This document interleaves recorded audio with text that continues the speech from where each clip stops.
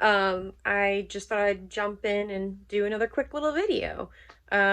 Basically just talking a little bit about more of gecko care or about more of like gecko in general, like mostly gargoyles and crusteds. So that's what this video is going to be about.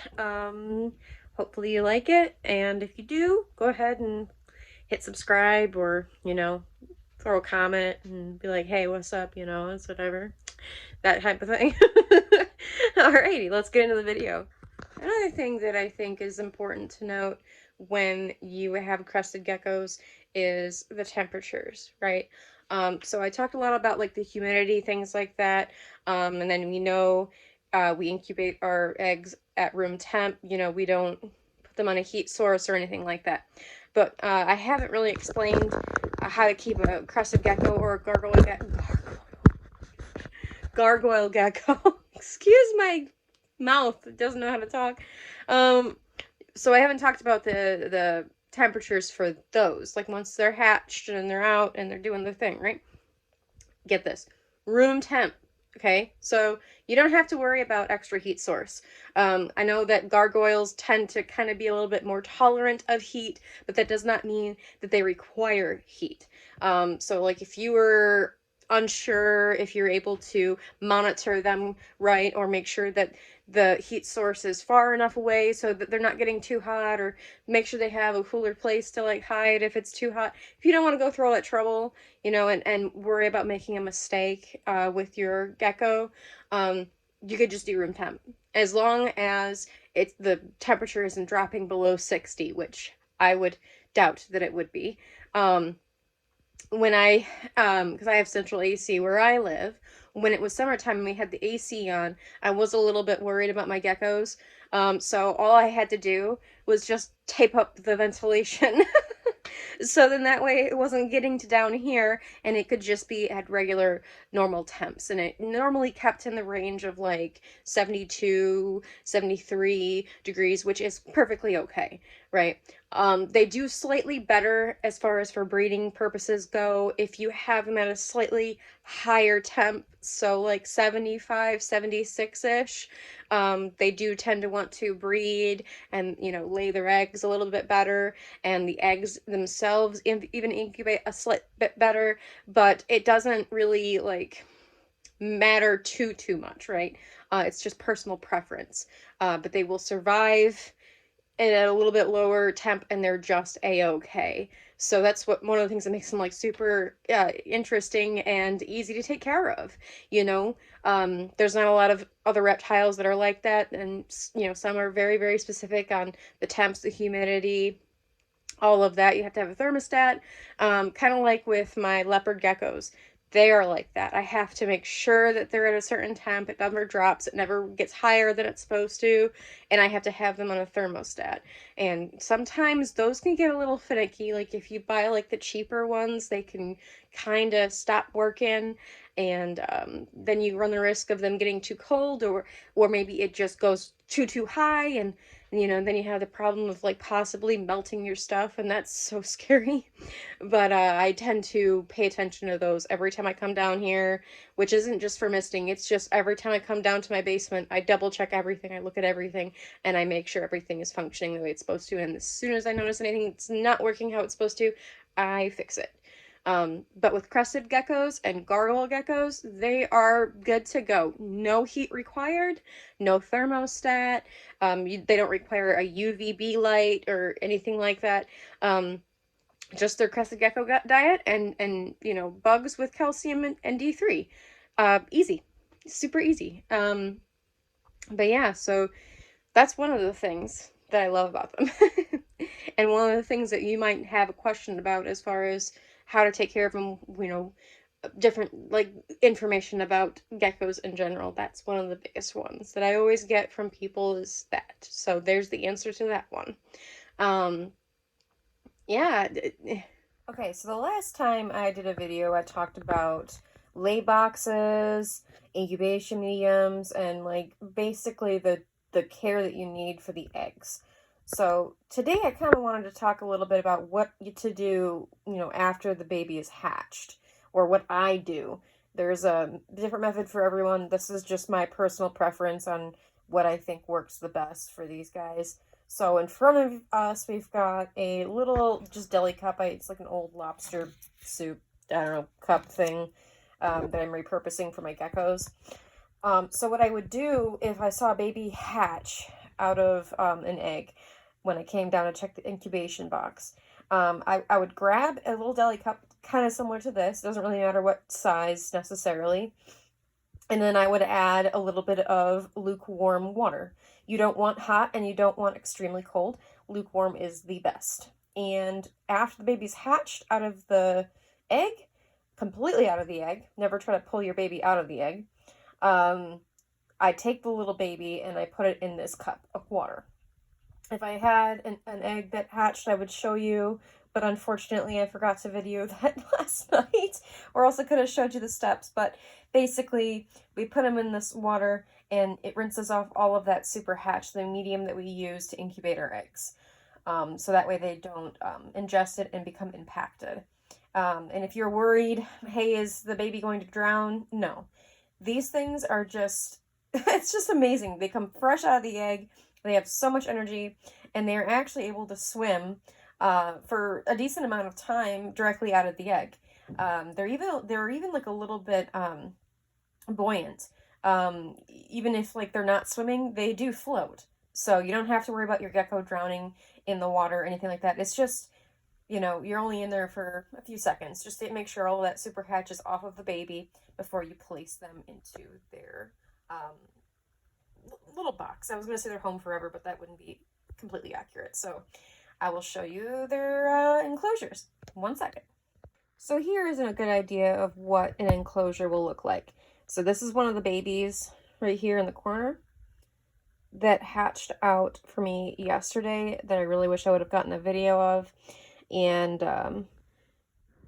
so basically what I have in here is just some craft paper. I get this from Sam's Club. There's some more craft paper here. I use like little context cases for water dishes. I cut up a pool noodle, sliced it in half, so it's just, you know, you can get an idea here. Just like something for it to like lay on, hide under, you know, because these little guys, they're predator animals. They're prey animals, sorry. They're prey animals. And so predators like to pick these guys off for an easy, quick meal. So naturally, they would like to hide and have places to get away from any potential predators. So that's why I try to give them as many places that they can hide as possible. It might seem like it's too big of a space for these guys, but it's not. This one's choosing, however, just to chill right up here on the mesh screen. But whatever. I'm sure that it probably is just on its way to, you know, kind of scope out its area, which is pretty okay. They can do that sometimes. So anyways, we just use like little Sterilite bins. See if I can zoom out here again. There we go. Little Sterilite bins. You can see the Sterilite little insignia there. From Walmart. I think they're like, it's basically like $10 for 10 of them, so $1 a piece, basically. And then we just use a hole saw on my husband's drill to draw out a hole. I think this one is a 2-inch hole. And then we make sure we deburr it. I normally will just use an X-Acto knife to make sure there's no sharp edges or anything like that. And then I double make sure by taking a lighter and going around the edges to make sure there's no pokey things that are going to injure these babies. And then after that, I like to use, it's just like the mesh screening that you would get for, you know, your house. And I cut them into little squares to fit over the hole. And then I use E6000, sorry, I forgot English there for a second, E6000 to glue it around. And then I just let it sit for 36 hours until it's completely dry and there's no more fumes, and then it's safe to use for the babies. And then at the very bottom here, I tend to use paper towel, and the paper towel that I actually really like to use is over here. So it's just the Scott rags in a box. I get them at Sam's Club for super cheap. I just love Sam's Club, honestly. It's like the best place to get your supplies for gecko breeding, in my opinion. So yeah, and then I just put that at the very bottom just to catch all the poop particles or anything like that. And then I clean these out once a week. So that's basically my schedule. Hold on one second. So here's another little baby. I was going to show you because he was just sleeping in his little egg crate. They sometimes like to hide in these little tiny crevices. And he just popped out and ran over here when I grabbed my phone. This is from Veda and Ragnar. One of my favorites, honestly. I really love the patterning on this dude. Really pretty gecko. I love the crest already. Those eyelashes, man. Those eyelashes get me every time. He's looking at me like, what do you want? What do you want from me, lady? I just want to take your picture. I just want to take your picture. He's like, I don't want no paparazzi.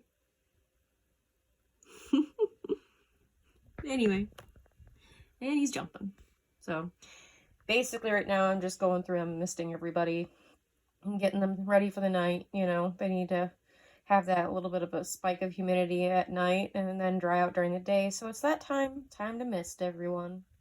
Just thought I'd show you real quick. This is another way I'd set them up. That face is so cute. How can you not love this kind of a face? Them. I love him. But yeah, so this is more of like a basic setup. Just kind of trying to see what works best for these dudes, you know, something like this that they can hide in, because they'll sometimes hide under it, or they'll hide in the little crevices here, you know, or do they like it better if I just cover the whole enclosure? Not really sure yet. Haven't really noticed a difference. He still eats. He still obviously poops. You see it right there, you know. So he must be comfortable enough, and he's thriving. He's growing bigger and bigger every day. When it comes to misting these guys, we don't really want it to be super wet in here. So I like to where it's just like a little bit of moisture along the wall. You know, the paper towel needs to be dry. I kind of lightly mist the gecko sometimes if they're sitting up on top so they can get a little lap of water, but I don't like to make it too wet. I literally just do a little quick mist, and I'll show you on the next one. Another enclosure. This is one that I made when I first started doing gecko breeding. And I was new to like how many holes and how many ventilation things you need to make per enclosure. I was still kind of messing around with them. So we were doing holes on the top and holes in the front. And I realized that that was kind of unnecessary because now it loses a lot of humidity through those ventilation holes. Plus they also have holes here on the sides. I'm trying something a little different here with this enclosure. I'm always trying something new. So he needs water, he or she. I don't know why I always say he. I don't even know. And we'll do the mist. Ready? This one, I give a little bit more. I didn't just do it quick. I did a little tiny bit more because of the extra ventilation. So this one definitely will always need to be misted every single night. It'll probably always be dried out by the time we have to mist again. So just wanted to give you kind of like an idea. I would not do this. I would just literally just do a hole in the front, just like this. And there's the baby, excuse me. Hole in the front here, and ventilation holes on the sides. Like that. And I think that that would be perfect. So, all right, so here, you know, is my mister. I just got it from Walmart. I think it was like 12, 13 bucks, something like that. Holds quite a bit of water. I fill it up, pump it, so then we get a good nice mist and it's not coming out in like a stream. I have this valve basically for the most part closed because you just want it to be misted. You don't want like a big shoot of water to come out. And then I also have my handy dandy little water bottle here that I use for dishes. And so I open her up and this is how I mist it. Ready? That's all I do. You don't want to go back and forth and back and forth. Just a quick through, and it covers everything as long as you have your mister set up the way that it needs to be, where it's most of the way closed and just a light mist comes out of the bottle. Just one quick and that one's done. And then that will normally be good until tomorrow night when I mist. And I mist every night where I live because it's super dry, because especially right now it's colder weather, so it we tend to just have the furnace on and it dries everything out a lot faster. If we lived somewhere where it was warmer, or it was already, the ambient humidity in the area was already pretty high, we would probably not have to mist every single day. So it all depends on where you live, what the weather's like in your area, if your furnace is on, all that good stuff. But when you mist these things, you want to make sure by the time it's the next time to mist them, they're not still wet. If you still see humidity, like, not humidity, but if you still see like moisture along the wall, or you feel the paper towel and it's slightly damp, don't even bother misting it. Make sure their water bowl's full and they're good to go until the next time. You want to make sure that these enclosures are completely dried out before you mist them again, so they don't get too wet, because then you'll have lots of issues. So, and you also don't want them too dry either, though, or else then you'll have shedding issues. Especially with little babies, they have a harder time shedding. They require a little bit more care than the adults. It's not difficult, but, you know, you want to make sure that they have everything they need, because they're not as resilient as adults. So, and in order for me to have these guys dried out, you know, I have holes punched in this one. I have several different kinds of enclosures. This one just has full holes on the top, so it really doesn't honestly need to have a heavy misting, because it's going to hold in most of that moisture, because there's not a lot of ventilation. So just one quick and it's good. So this is what I normally will use for my water, for my geckos, because I think it's a little bit easier to use. It's like, I think I got it from Amazon. It was a few bucks. But I think it's meant actually for tattooing, so, but it works perfectly. And I actually got the tip from Brian at Altitude Exotics, and we love them. We have several of them, and we just kind of keep them rotated, cleaned, filled for babies and other reptiles. So, you know, I can maybe try to see if I can find a link and like put it in the description or something like that if you were interested to find these exact things. But yeah, that's what we use for our water. And I normally keep my babies in these smaller shoebox size enclosures. Probably, for me, I hear lots of things, but this is what I do. So it's right around the 13, 14 gram mark. I will upgrade them to a bigger size enclosure. So the next size up would be one of these. This is a 27 quart or 26 liter, and here's the measurements for the size. Again, you want to get something that is taller, not wider, because they like to climb up. So I figured these would work perfectly for what I need. So then I keep them in there until they're roughly around like 22 grams ish, and then that's when I move them over to my bigger enclosures. I have some that are 48, some that are 68, some, you know, it just depends on what I could find at Walmart at the time. But as long as you have lots of places for them to hide, lots of things for them to climb, you don't really have any issues. This one could probably use more things in this empty space here, because that's just too much empty space.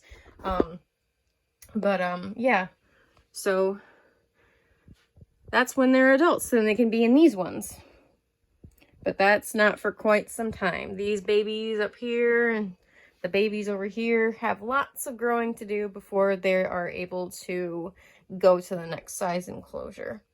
But that's the exciting part, because then you get to watch them grow and develop.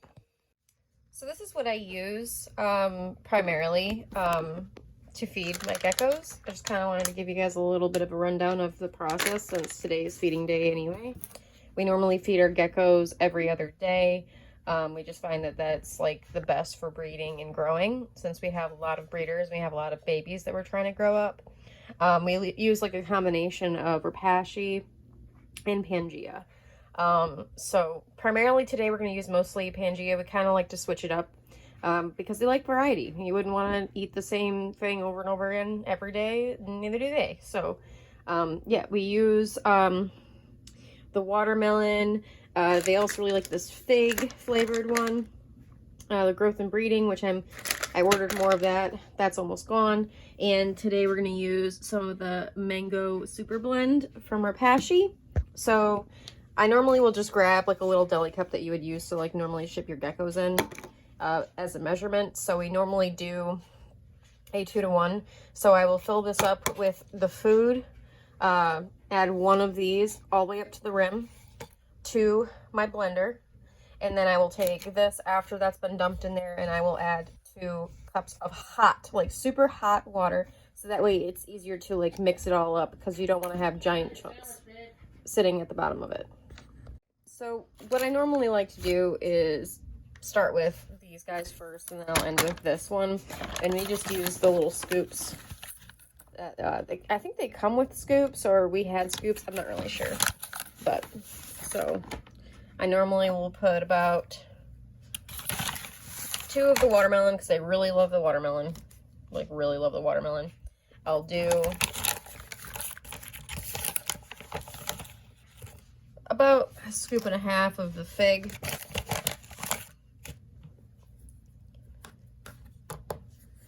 One scoop of the mango. They don't really care for this one too much, but not as much as they do the watermelon and the fig. Oopsies, it's blue just a little bit. And then I normally like to put 2 scoops of this stuff, and it normally puts me right up to that mark. So it's a little messier to show with one hand on my phone, but I think we can do it. I have at least 1 more scoop in here. That'll be good. Let's get a little bit more. We're getting near the end of this bag, and my other bag should be coming here soon, so I'll have enough soon. All right, so like I said, if I were to like right up to the rim, and then I just take my little blender here,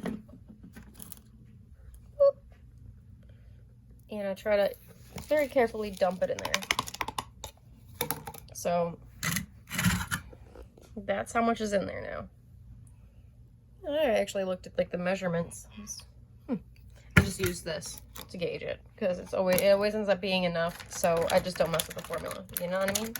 Now all I have to do is just fill this bad boy up twice with hot water, pour it into here, and then I blend it up, and then I'll show you the consistency of it. Okay, so I blended it all together. I just used my handy dandy little blender up there, and I'm just going to show you. Normally I put them in like big like ketchup like squeezy bottles, but I'm just going to show you with a little scooper here. And I like to use Play-Doh lids. I feel like they're like the best thing to use for geckos, because they can't knock them over. And they're even easier for babies to eat out of too, because they just climb right in there and eat them. But I'm just going to show you the consistency with this scoop. So notice how it's kind of, see if I can get a good bit. There we go. That's better. It's thick, but it's not like really thick. Like, it's still sticking to the scoop. It's not all falling out. Like, it's not super watery, but it's also not coming out in huge globs because it's too chunky. This is what you want it to look like. So for an adult, I would normally just put about that much for an adult. So just so you can kind of get an idea of what this looks like, I'm just going to stick that in there for right now. Look, tiny bit amount, okay? So for like a little hatchling, I'm going to grab one of my other little container Play-Doh lids here, and I'll show you how much I would feed a little like hatchling, like a little nano baby, because they have tiny, tiny little stomachs. They don't actually require that much food. So this is how much I would give them for a little nano. This is how much I would give them. And it looks like it's nothing, but they probably wouldn't even honestly eat all of that, but I try to give them a little bit more just in case they need a little bit more. But I find that if I give them any more than this, I'm just wasting a ton, and I can't even tell if they've eaten besides the fact that they've pooped. So this would be for like a hatchling. This would be like for an adult, and for like a, grab another one, for like one that's like in between. So like in my like next size up enclosures, this is how much I would feed them.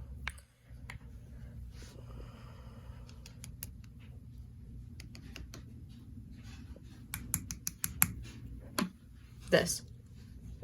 So, medium, nano, adult.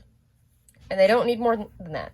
And the only reason why I have so much food prepared ahead of time is just because I have a lot more geckos. So I have roughly about 120 something. I forgot the exact amount right now, but I have roughly about 120 geckos. So this will actually last me all week. I put it in the little mini fridge that's over there so it can keep for a little bit longer because it's good for a week in the fridge. It's only good for about 24 hours outside of the refrigerator. So anything that I don't use just gets wasted.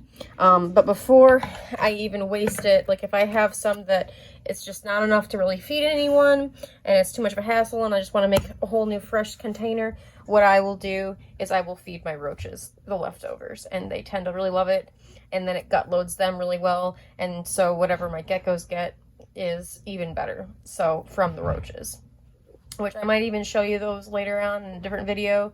But I just wanted to give you kind of like, I don't know, a how-to video on what I do to care for my geckos. So there you go.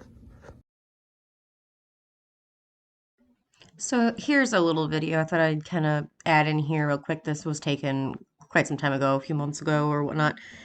But here's a little baby that I saw that it had pipped and it had its head popped out.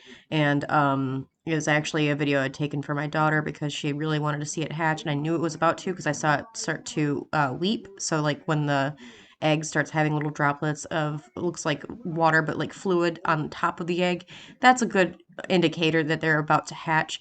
And I had showed her that, hey, look, this one's probably going to hatch soon. And it was bedtime for her, so she wasn't unable to see the baby hatch, and she was pretty bummed. So I thought I'd do a little video. And I started by like kind of trying to massage him. And I noticed my finger was kind of a little bit too rough, so I grabbed this little pair of tongs, and I thought maybe that'd be more gentle to try to encourage him to come out. I always say him. I mean, you know, the gecko. You know what I mean. Anyway, so that's basically it. I thought I'd just kind of show you. This is what they look like. They get a little tuckered out. It takes a lot of energy and a lot of force for them to pop their head through. So he was kind of a little bit tired at this point. So that's why he kind of just is sitting there trying to regain strength to go further. So yeah, you know, there he is. Oh, anyway. So, yep, they just kind of sit here and they wait till they get enough strength and they pop out, but I like to try to kind of encourage a little bit further. Um, Try to kind of get them to boost out of there, and there it is. And it's about to zoom off the camera, but don't worry, I get them, no problem. And they're so fast when they pop out. Watch this, Speedy Gonzalez. So cute, such a pretty baby. I remember this; it was pretty amazing. There goes. So that's it. There's the video. I just thought I'd, come in here real quick with my cool Dragon Ball Z t-shirt and say bye. So I'm not just leaving you hanging and stuff. Anyway, so that's the video. It's just, little things here and there that I think that maybe you might be interested in knowing and I wanted to share. There'll be more videos. Sorry, there's been kind of like a gap since the last one. I had COVID recently, so that's why my voice is a little bit not so great. But so I was just trying to recover from that. Plus my whole family got it too. So that was just a huge ordeal. But anyways, I'm happy to get back into it. I'm excited to keep going. I don't know why I'm punching my hand. I have no idea why I'm doing that. That's what happens when you're an introvert with anxiety. Hey. But anyway, so yeah, that's it. Also, if you've noticed, a lot of things have changed. Don't mind my kids' mess over there. They have a bunch of toys. We did a lot of renovations in the gecko room. Well, I call them renovations. It's just we moved things around because we did a lot of planning for this next upcoming breeding season, 2023, and we'll have a lot more geckos that we're pairing together, and we're really excited about this. So this is going to be probably the busiest season we've had so far, but that's why we're in it, right? So we noticed that when we did the math and we kind of like mapped everything out, course, we always try to average on the higher end just in case everything goes smoothly. Um, but basically, we came to the result that we're going to have a lot more geckos. Probably by the end of next season, we'll have almost twice the amount of geckos that we have at the moment right now. So that kind of puts us in a pickle if we were to keep the original setup. There'd be no space for anybody, and we just decided to just get rid of that whole floor plan idea and redo the whole thing. So it's a lot more open. There's a lot more space. It makes things a lot easier to do my job. And that's what it's all about. But so yeah, and this is the first time you kind of see me like standing in the gecko room, but here I am. And yeah, I'm excited. And at the very end of the video, I'm going to share just a little TikTok that I had done. Um, it's it's Vlad, and I've taken the picture, but I put it into Photoshop, and I kind of edited some things that looks real spooky, and I really like the way that it turned out. But I thought I'd share that at the end because I'm thinking, and I don't know, I haven't really made a lot of plans yet, but I'm thinking about possibly making stickers because, not only am I a gecko breeder, but I also really enjoy art. And I thought it'd be a cool way to kind of like combine the two things that I love very much and then be able to share it with, everyone. Um, so that's that. So if you like the design of the thing that I did, at the end of the video, leave a comment. I kind of would really like to see, the general consensus of what people think about, my art. See if it's like worth the extra effort or not. I think it would be just for myself because I really truly enjoyed doing it. It was a lot of fun. My husband knows a lot about the program, and I'm just learning, but I really am enjoying it a lot. Anyways, I'm even thinking about possibly getting like a drawing tablet in the future and trying to create more art for everybody because who doesn't love cute gecko art, right? Or even cool spooky gecko art. But anyways, so that's basically that. And with that, I will say goodbye. I hope you're having a fantastic week and all that good stuff. And I will see you guys in the next video. Bye.